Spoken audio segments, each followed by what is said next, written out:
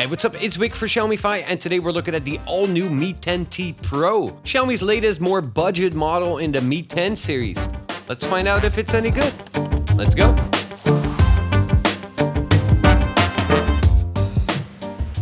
In the box, you'll find all the usual stuff. It comes with a SIM card ejector tool, a basic protective case, a USB-C to headphone jack adapter, the Mi-10T Pro itself, the wall charger, and a USB-C cable. The Mi-10T Pro is 165 by 76 by 9.3 millimeters in size, weighs in at around 218 grams. It's got a 6.67-inch LCD display. It's got a 20 by 9 aspect ratio, a brightness of 500 nits, and most interestingly is its adaptive refresh rate of up to 144 Hz. On top of the display, it's got a small 20-megapixel selfie camera in the dot design. On the inside, the Mi-10T Pro has a Snapdragon 865 processor, which also gives it 5G support. It's got a large 5000 mAh battery that supports 33 watts fast charging, and it's got NFC. On the back, it's got a 108 megapixel main lens with an aperture of f1.69. It's got a 13 megapixel ultra wide angle lens and a 5 megapixel macro lens with an aperture of f2.4. On the side of the phone, it's got the fingerprint scanner in the on-off button. It's got an IR blaster on top, and on the bottom, it's got a dual SIM card slot and a USB-C port. So first, let's have a look at the photos and videos of the Mi-10T Pro. The photos with the main 108 megapixel main camera are good. They come out looking sharp, they're crisp, they've got lots of detail. So I went around the block here in Shanghai again, and I've been trying this camera out. And you can see the photos come out looking great, and they're pretty much like we would expect from this 108 megapixel sensor. At night, this main camera performed quite good as well. It doesn't have a lot of noise. There might be a little bit of motion blur if things are moving very fast, but you could overcome that by using the Pro camera. Using the Pro camera, I've also taken some of these long exposure photos, which again come out looking very good.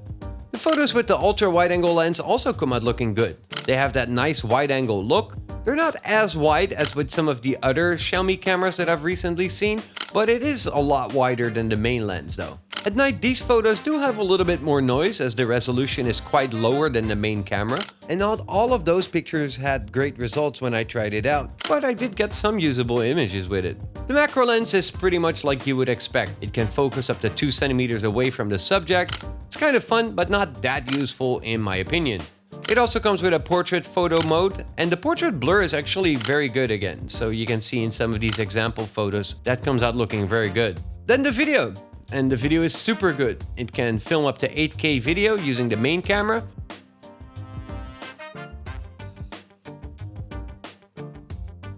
And the video quality is very good. It's not stabilized as good as I had with the Mi-10 Ultra recently, but it's not all that bad. It is quite good with colors, and I really don't have much negative to say about these videos. You can see for yourself.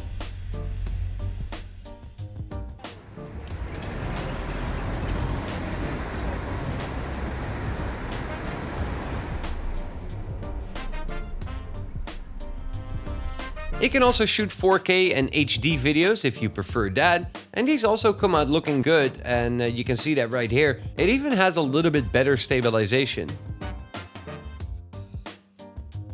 At night, the video is also good. It's a little bit more noisy, but it's not all that bad. I did notice that the stabilization at night doesn't work as good as during the day, so it has a little bit of trouble trying to get the image stabilized, which shows a little bit of artifacts as you can see in the background of these clips right here. Quite a fun new feature in the camera is the clone feature. That allows you to take photos with the same subject duplicated in it. So I've taken this photo of myself on the sofa and I basically duplicated myself. So I'm on that sofa 3 times. It's kind of cool.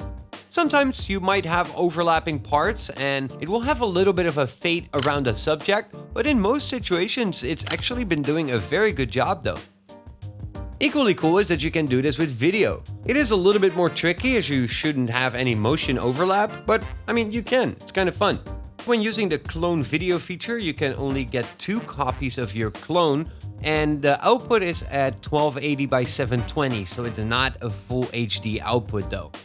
And then there's the 20 megapixel selfie camera. This one's also quite good, pretty much like you would expect. It allows you to take 1080p HD videos. Just like with the photos, when there's enough light, the selfie camera comes out looking quite good. But when it gets a little bit darker, they actually do get more grainy. And yet another new feature is to use the front and back camera at the same time as either a split screen or a picture-in-picture, and you can switch between them while filming. And you can use that maybe if you do like vlogging stuff and you want to show both sides of the camera at the same time. So that's kind of cool as well.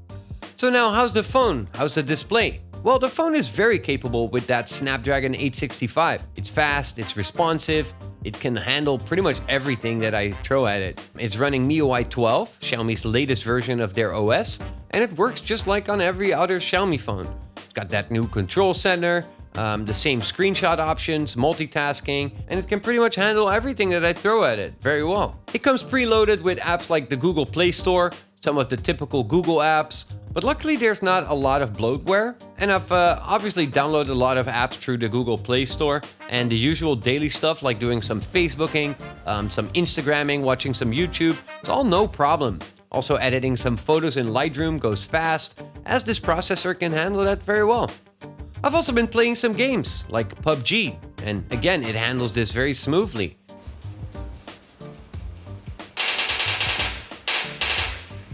And this brings me to the display. The display and the screen are surprisingly good actually. It's not an AMOLED display, which I think will be a big comment here on the channel. Quite some disappointment from a lot of you, but it is really sharp, it is vibrant, and the pixel density just looks fine. I mean, it's really a higher end LCD display. It's not crappy. And I was actually quite surprised that it looked good. The cool thing is the adaptive refresh rate of the screen, which goes to around 48 or 60 Hz when watching videos, which probably syncs with the frame rate of the video. And it will go up to a high refresh rate of 144 Hz when playing games or when scrolling through the UI and scrolling through apps like Facebook. So this actually will save battery on the screen when it doesn't need to have a high refresh rate, and it gives you a smoother, much higher refresh rate on those things when you need it. Now, because it is an LCD screen, it does not have the fingerprint scanner in the display. It's on the side, which doesn't have to be a real problem though. It's fine, it's quite fast, and the position is quite convenient anyway. But this LCD screen also makes that the Mi-10T does not have a curved display like pretty much all the other phones in the Mi-10 lineup. So now for the speed, how's that? Well, I've gotten some very good benchmark results with Geekbench, for example, but I've also gotten very good Wi-Fi and 5G speeds while testing this as well. As a matter of fact, I actually almost got up to 1000 Mbps download speeds when trying that out here in Shanghai. Then how's the sound on the Mi-10T Pro?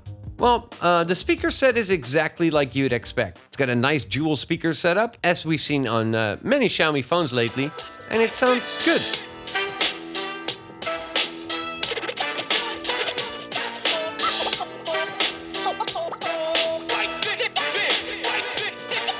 Then the microphone, also like you would expect on this phone.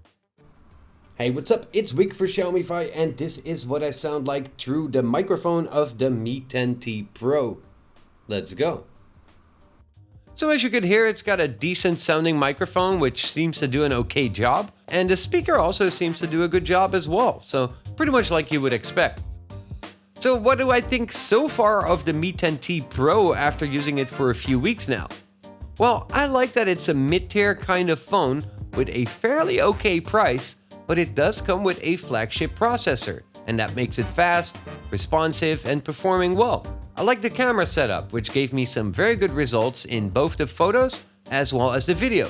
I'm personally not that big of a fan of the macro lens, even though I do often use a macro lens on my camera when I'm filming a review. I personally don't have that much need for it on my phone. But I mean, I'm sure there's some of you out there that really do like it, so if you do, then it's there. There's a lot that I do like on this phone though, and even the LCD screen doesn't really bother me. Sure, it doesn't have the always on display like on the Mi-10 Pro for example, but the resolution, the brightness, the refresh rate, and the overall quality of the display are good. I personally did like the look and feel of the curved displays of the Mi-10 series, and it's a little bit disappointing that this one doesn't have, and it doesn't really fall into the Mi-10 line having that same curved display though. And one thing I personally don't like that much is the glossiness of the glass backside. But I personally would like to see a different back on the phone if it doesn't offer wireless charging, because this backside is really quite the fingerprint magnet. Luckily for us, it does come with a case, so it doesn't really have to be a problem when you're using it with the case though. So overall, I really do like the Mi-10T Pro. It's got 5G support, it's got that high refresh rate screen, and it's got a very good camera, which is pretty much up to standard that we're seeing from Xiaomi recently. But is it priced well?